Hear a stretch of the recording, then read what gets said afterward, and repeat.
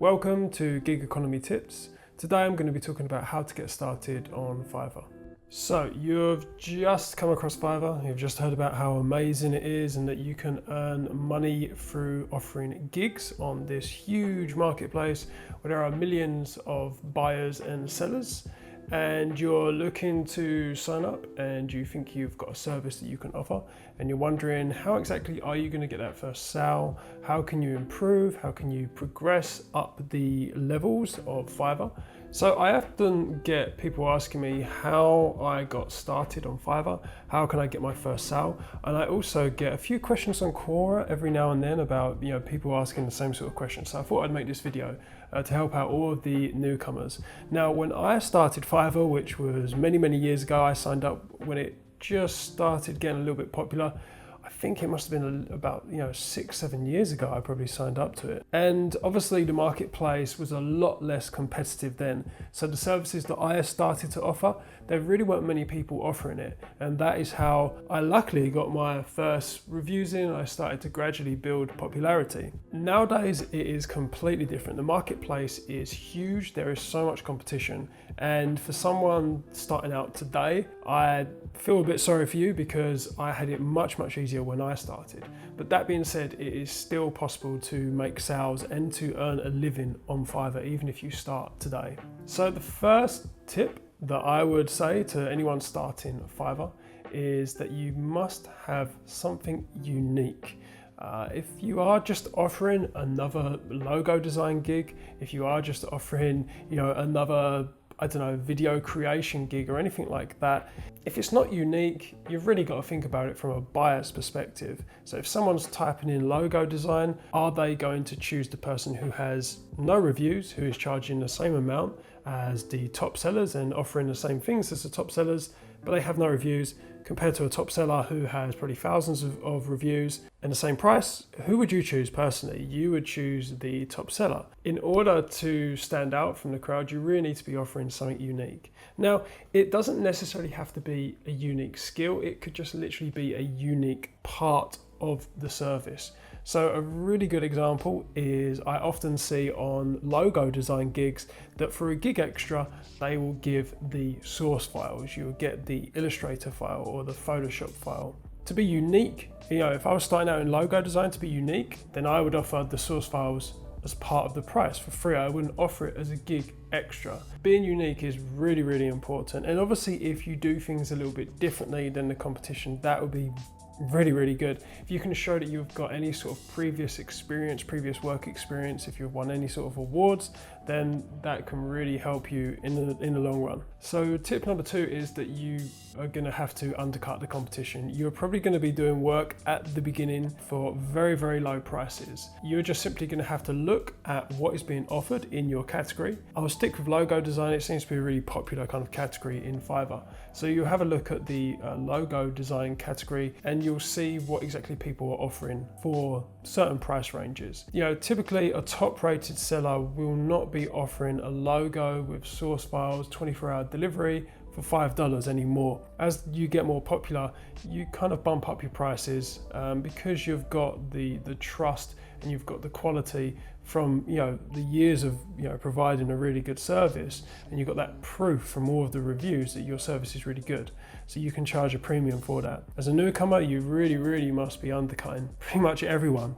A lot of buyers that are coming onto Fiverr, it's a cheap marketplace. It's called Fiverr for a reason. You really need to be offering good services for $5. And it's really easy to check out what people are doing. As I said, just go to the category page that you are going to be trying to sell your service for and just look at what people are offering for the price ranges. Also, you might want to actually not search by the categories, but also just search in the search box with the keyword. So for instance, logo design, and just see who comes up in the top of the search results, and then have a look at what they're offering, and then you're going to be wanting to undercut them. So this tactic tactic works really well. I know that when I see small dips in my sales, it is usually because a competitor has lowered their prices or they're offering a gig extra for cheaper than I am. It's really important to stay on top of your competition and to always be looking at exactly what they're offering in their price ranges. You know, once a week, once a month, just have a look at who is ranking top in Fiverr for the category and just have a look at, you know, the packages that they've got, the gig extras that they're offering, and what price ranges they are offering. Whenever I tweak my prices to be more in line with the competitors, I always see just a slight increase in orders. And whenever I see a dip in orders, usually from doing a little bit of research, it's because people are maybe going to other competitors. So the third tip for getting started on Fiverr would be to make sure that you create a video and that it is professional. I would not be making something on a really cheap mobile phone and just holding it out at arm's length and just saying, hey, I'm gonna do this, I'm gonna do that. Try to get something set up like I've got here. You know, I've got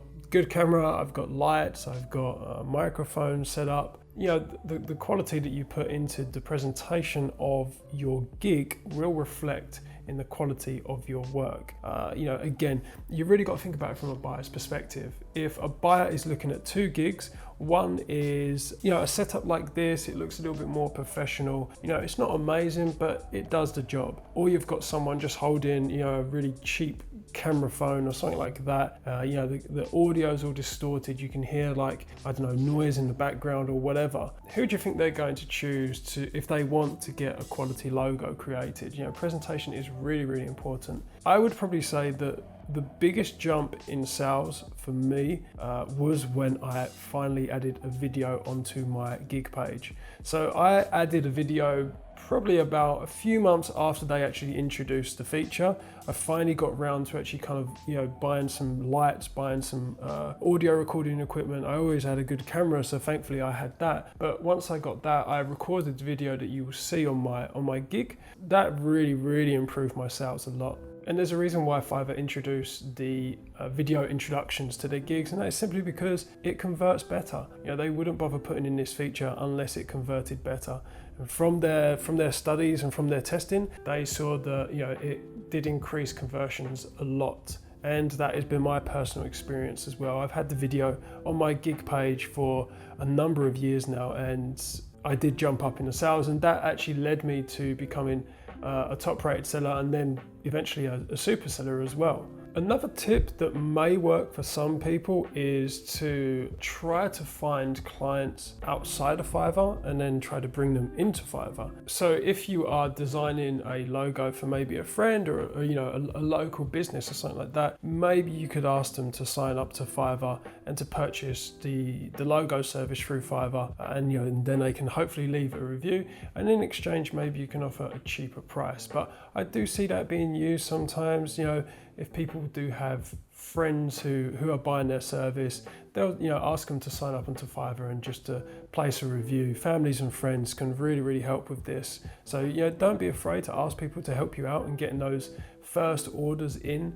You know, it's really hard to get that first order if you have no reviews. You know, I always say on my gigs when I'm testing e-commerce sites and things like that, when was the last time that you bought something online without a review? I personally cannot remember the last time I did it. It's just the same with your Fiverr gigs. If there's a gig with no reviews, then people are going to be much less likely to actually buy it.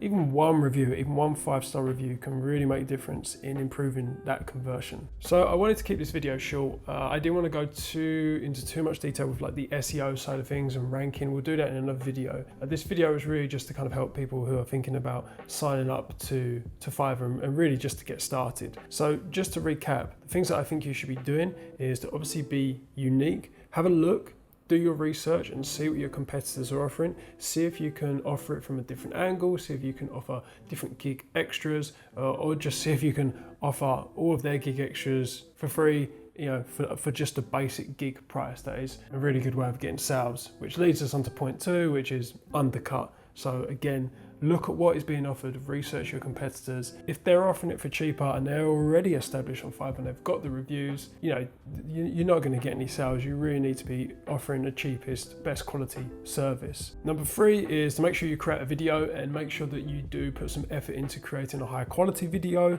You can rent cameras, lighting and equipment and all of that stuff for a day for pretty cheap if you're in kind of a major city. So I would highly recommend doing that. That has been the thing that has increased my orders the most. And lastly is if you do have any family or friends that you, or local businesses that you are, you know, doing these services for already, then maybe ask them to help you out, get signed up onto Fiverr and to order your gig for you in order for, you know, an exchange and a review, and maybe you can offer it for a cheaper price. Give them some sort of incentive. So that is it. I am Paul from Gig Economy Tips. If you do have any questions or if you would like any advice on how to improve or how to start your Fiverr gig, feel free to leave a message in the comments and I will get back to you. That is it for now.